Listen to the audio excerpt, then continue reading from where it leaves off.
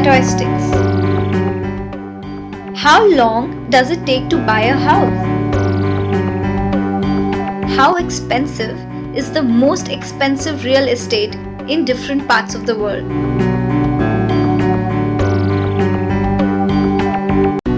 We could look at property prices and convert them into dollars at the prevailing exchange rate. But that would only give us the picture from the point of view of someone who can buy property anywhere in the world by exchanging his dollar wealth. A more correct picture, therefore, would be to look at the purchasing power parity or PPP exchange rate. Essentially, this looks at currencies not in terms of their market exchange rate, but what units of local currency can actually buy in the domestic market.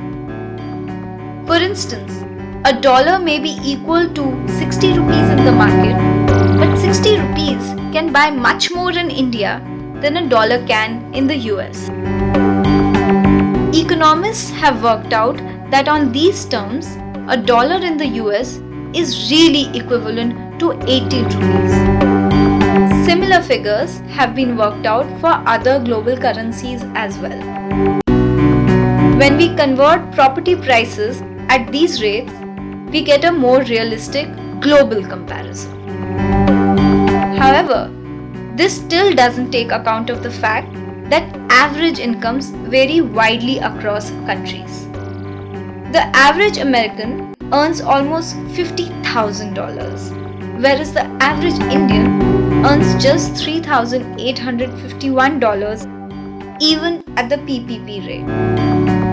The same property price therefore represents earnings of many more years for the average Indian than for the average US citizen.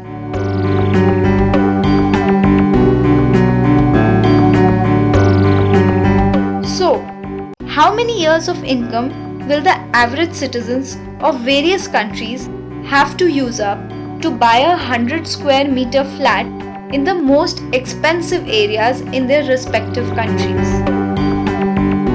In the UAE, just 6 years of earning would be enough. In New Zealand, it would take 9 years, and in Germany, 10 years. In Japan, close to an entire working life or 38 years would suffice. In the UK, it would take almost a lifetime or 67 years, which means one generation's earning certainly wouldn't suffice. If you think that's a big ask, wait for the numbers for China and India, the world's most populous nation. In China, it would take 112 years of the average earnings today to achieve the dream. But even that seems like a cakewalk compared to India. Here, the average Indian would need to save all his earnings for a whopping 762 years to buy a modest flat in the poshest locality. That's about 20 generations saving up for one flat. Mission impossible?